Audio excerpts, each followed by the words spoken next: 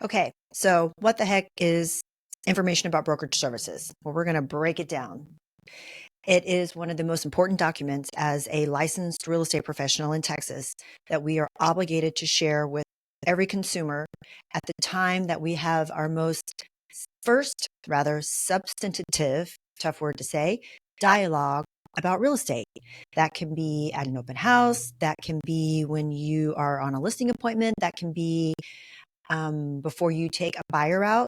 You are obligated by the state of Texas to disclose to all prospective buyers, tenants, sellers, and landlords, agency and fiduciary. So we're going to break this down. And the whole point of this, and the reason it's a promulgated form, is we need the consumer to know what we do, how and why they need us, and how we protect them. So obviously this also ensures that they know what's going on and they feel confident and they can make good decisions. So let's start with looking over the form, and then we're going to go into conveying this on a high level to your clients. And you want to obviously let them read this, and you do want them to sign it and give them a copy of it so they can go back and reference it. So there's two types of real estate license holders. There's a broker and then there's a sales agent. So all sales agents in Texas are required to hang their license with a brokerage. And that broker is pretty much oversees and is responsible for their sales agents, and they are the sponsor. So a broker's minimum duties required by the law, which again, we are under the brokers. So this is the broker's duties. And since we are a sub of the broker, these are our duties as sales agents as well. If you're not licensed, if you don't carry a brokerage license. So our minimum duties are to put the interest of the client above all others, including the broker's own interest or the sales agent. Inform the client of any material information about the property or transaction received by the broker. Answer the client's questions and present any offer to or counter offer from the client, and treat all parties to a real estate transaction honestly and fairly. Now it mentions client, and then you'll hear language around customer and around client. So a client is someone that you have signed a buyer's representation agreement with, or you have a listing agreement with. A customer is someone that you are still potentially dating, or they're dating you to see if they want to work with you. Either way, if you have a client or you have a customer, they both have to receive, read, and sign this information. And you should be able to explain it at a high level. So let's dive in deeper. So the license holder can represent a party in a real estate transaction in 4 different ways. So we have the agent that is representing the owner, whether it be a seller or a landlord. And this broker, it is their obligation to be the fiduciary to the seller, and they become a client by signing a listing agreement. Or if you do property management, which we don't really do, we do not do property management because that is one of our broker requirements, that we don't property manage inside of our real estate business. So if you have a listing agreement, you have a client, and your obligation to them is to inform them of any information that you know, any details about the transaction, and disclose any information that you know about a potential buyer or buyer's agent when it comes time for them to review offers. Or you can represent the buyers or a tenant. Now we do some leases. So again, all of them have to get the IABS. If you're going to work with a buyer or a tenant, you need to have a buyer's representation agreement signed, and that turns them into a client. And then there's a whole another layer of protection for the client. And we'll talk about that when we get to the sub agent. So, and then we have intermediary. So intermediary means that both agents have the same brokerage. And that comes into play when we have buyer's agents on our team that write offers on our listings. We have the same broker, obviously, and there is an addendum that you attach to the contract indicating that that's an intermediary.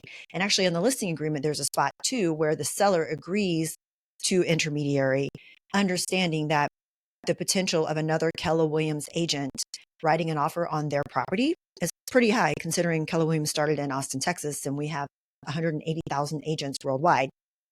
So, but then also the Gina Rod team, we sell a lot of our own listings. And that's one of the benefits of being a client of the Gina Rod team, because we do a lot of pre-marketing and actually put that information out there. And our agents on our team were obviously allowed to share what we have coming soon. So intermediary, if there is another, if the listing agent, if you're the buyer's agent or vice versa, if you have the same broker, the language here states that the agreement must state who will pay the broker, and in conspicuous bold or underlined print set forth the broker's obligation as intermediary and who acts as intermediary.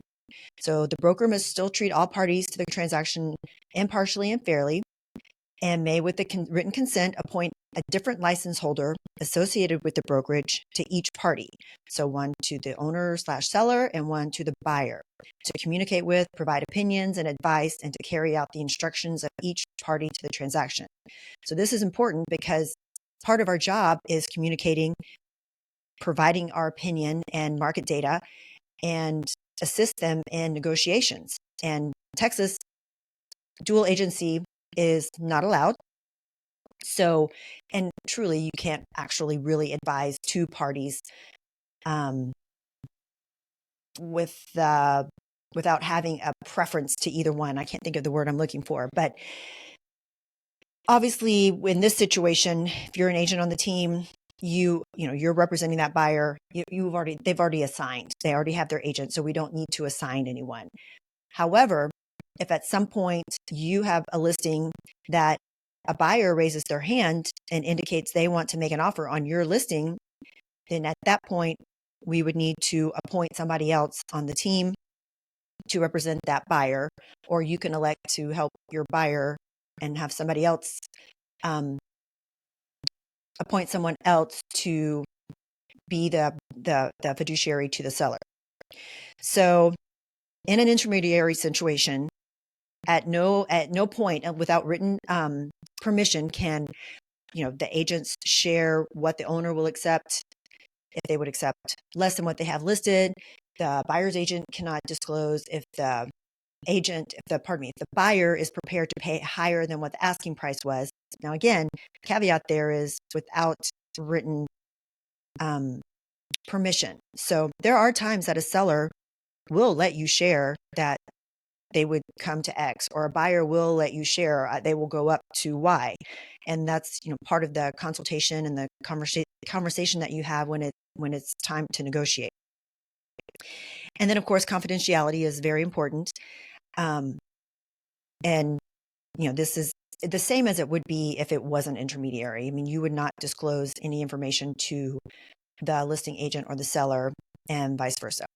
Now, sub-agent, that is a license holder who may be working with an agent, with a buyer, and did not have a buyer's representation agreement signed. And in this situation, unless they have a representation agreement signed, they are a sub-agent of the seller. So their fiduciary is to that seller. And any information that they find out about the buyer's situation, the buyer's, whatever it might be, if they really need a house, they are actually obligated to share that information with the seller via the listing agent. And then, unfortunately for the buyer, they do not get to be coached on, given any information. Like, the agent literally can only open the door. That is all they can do. They can't share any market data. They can't share anything that they might know about that seller or that house. So it's really important for both parties to be represented and to have representation agreements. And then, of course, disputes and all agreements between you and broker should be in writing and clearly established. So after you've presented the information about broker services, you've earned the opportunity to work with them. At that point, you will go into your representation agreement. So either a listing agreement or a buyer's rep agreement. And at that time, you will also discuss how you will get paid, how much you will get paid, and all of that will be attached to those agreements. And then lastly, the license holder contact information. So this is provided so that the consumer has access to our broker, has access to our supervisor. They have your license information, which all that is public anyway, and then they initial and sign at the bottom as well. So really be intentional about having these conversations.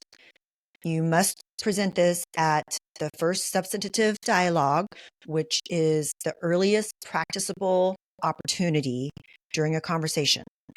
And communicate, disclose, bring value. That is our job. So next recording, I'm going to do a role play of presenting this to a buyer or a seller.